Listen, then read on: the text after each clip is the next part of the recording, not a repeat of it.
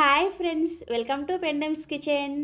ఈరోజు వీడియోలో బ్యాచిలర్స్కైనా, వర్కింగ్ ఉమెన్స్కైనా, లేదంటే ఎక్కువగా జర్నీలు చేసే వాళ్ళకైనా చాలా బాగా ఉపయోగపడే విధంగా ఉప్మా ప్రీమిక్స్ని ఎలా ప్రిపేర్ చేసుకోవచ్చో చూపించబోతున్నాను.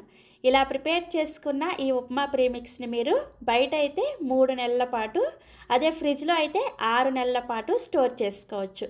ఈ ప్రీమిక్స్తో మీరు ఎప్పుడు కావాలంటే అప్పుడు నిమిషాల్లో వేడి వేడి నీళ్ళు వేశారంటే మీకు ఉప్మా రెడీ అయిపోతుంది. చాలా సింపుల్గా ప్రిపేర్ చేసేసుకోవచ్చు. సో ఇక ఏమాత్రం ఆలస్యం చేయకుండా మనందరి బిజీ లైఫ్కి ఎంతగానో ఉపయోగపడే ఈ ఉప్మా ప్రీమిక్స్ని ఎలా ప్రిపేర్ చేసుకోవచ్చో వీడియోలోకి వెళ్ళి చూసేయండి. ఈ ఉప్మా ప్రీమిక్స్ని ప్రిపేర్ చేసుకోవడం కోసం స్టవ్ ఆన్ చేసి ఇలా ఒక ప్యాన్ పెట్టుకొని, ప్యాన్ వేడైన తర్వాత ఇందులోకి 1 టేబుల్ స్పూన్ నెయ్యిని వేసుకొని వేడి చేసుకోండి. మీరు నెయ్యి ప్లేస్లో కావాలంటే నూనెను కూడా వేసుకోవచ్చు. నెయ్యి వేడైన తర్వాత ఇందులోకి 2 టేబుల్ స్పూన్ల పల్లీలను వేసుకొని, ఈ పల్లీలని లో టు మీడియం ఫ్లేమ్లోనే కలుపుకుంటూ ఒక 2-3 నిమిషాల పాటు వేయించుకోండి. పల్లీలని పూర్తిగా వేయించేసుకోవద్దు. చూసారా, ఇలా ఒక 50% వేగిన తర్వాత ఇప్పుడు ఇందులోకి 1 టీ స్పూన్ ఆవాలు, 1 టేబుల్ స్పూన్ మినపగుళ్ళు, 1 టేబుల్ స్పూన్ పచ్చిశనగపప్పు, అలాగే 1 టీ స్పూన్ జీలకర్ర, ఈ పోపు దినుసులు అన్నింటినీ కూడా వేసుకొని పల్లీలతో పాటుగానే ఈ పోపు దినుసులను కూడా కలుపుకుంటూ మరొక 2 నిమిషాల పాటు ఈ పోపు దినుసులు కూడా కొద్దిగా వేగేంత వరకు లో ఫ్లేమ్లోనే వేయించుకోండి. ఈ పోపు దినుసులు కొద్దిగా వేగిన తర్వాత ఇందులోకి ఒక 10 నుంచి 15 వరకు జీడిపప్పుని ఇలా చిన్న చిన్న ముక్కలుగా కట్ చేసుకొని వేసుకొని ఈ జీడిపప్పును కూడా లో ఫ్లేమ్లోనే వేయించుకోవాలి. సో పోపు దినుసులు చూసారా, ఇలా వేగిన తర్వాత ఇప్పుడు ఇందులోకి సన్న ముక్కలుగా కట్ చేసుకున్న 1 ఇంచి అల్లం ముక్కల్ని వేసుకోండి. మీరు కావాలంటే అల్లాన్ని తురుముకొని కూడా వేసుకోవచ్చు. ఈ ఉప్మా ప్రీమిక్స్లో అల్లం అనేది కంపల్సరీ వేసుకోవాలి, అప్పుడే మీకు టేస్ట్ చాలా బాగుంటుంది.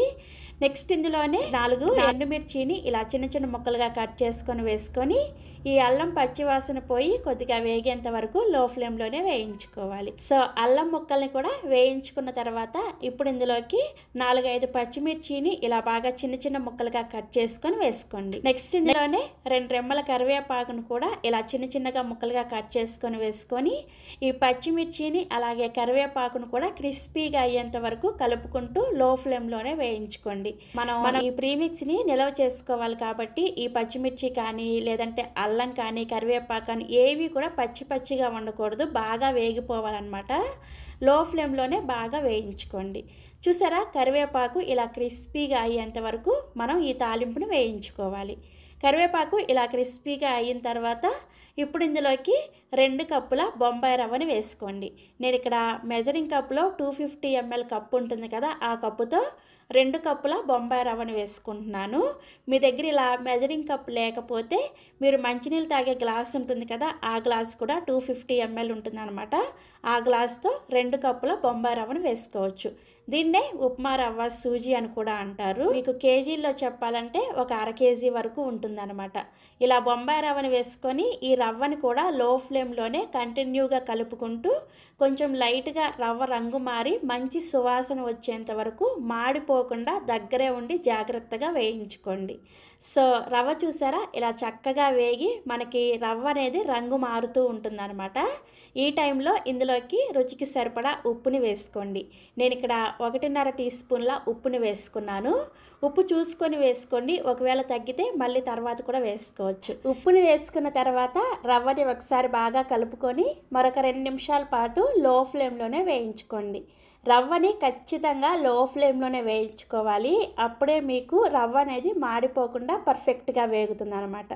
రవ్వ చూసారా, చక్కగా వేగి ఇలా పొడిగా వచ్చిన తర్వాత ఇందులోకి 1 టేబుల్ స్పూన్ చక్కెరని వేసుకోండి. ఇలా చక్కెర వేసుకోవడం వల్ల ఉప్మా టేస్ట్ చాలా బాగుంటుంది.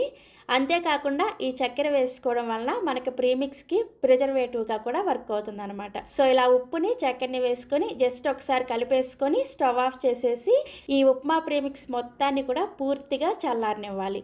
మీరు కావాలంటే ఇదే ప్యాన్లో ఉంచేసుకోవచ్చు, లేదంటే సపరేట్గా ఒక ప్లేట్లోకి వేసుకొని పూర్తిగా చల్లారనివ్వచ్చు. రవ్వ మాత్రం ఎక్కడ కూడా మాడకుండా జాగ్రత్తగా వేయించుకోవాలి, అప్పుడే మీకు ఉప్మా ప్రీమిక్స్ అనేది పర్ఫెక్ట్గా ఉంటుందన్నమాట. సో చూసారా, ఉప్మా ప్రీమిక్స్ పూర్తిగా చల్లారిన తర్వాత కూడా మీకు చూపిస్తాను. చూసారా, మనకి పోపు దినుసుల్లో ఎక్కడ ఏది పట్టుకొని చూసినా కానీ ఇలా క్రిస్పీగా ఉండాలన్నమాట. అప్పుడే మీకు ఉప్మా ప్రీమిక్స్ అనేది నిలవ ఉంటుంది. ఈ ప్రీమిక్స్ పౌడర్ పూర్తిగా చల్లారిన తర్వాత ఒక ఎయిర్ టైట్ కంటైనర్లో వేసుకొని మూత పెట్టేసి దీన్ని బయట అయితే 3 నెలల పాటు, అదే ఫ్రిడ్జ్లో అయితే 6 నెలల పాటు స్టోర్ చేసుకోవచ్చు.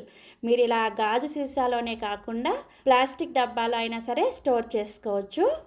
సో ఇలా స్టోర్ చేసుకున్న ఈ ఉప్మా ప్రీమిక్స్ తోటి ఇప్పుడు ఉప్మాని ఎలా ప్రిపేర్ చేసుకోవచ్చో చూపిస్తాను.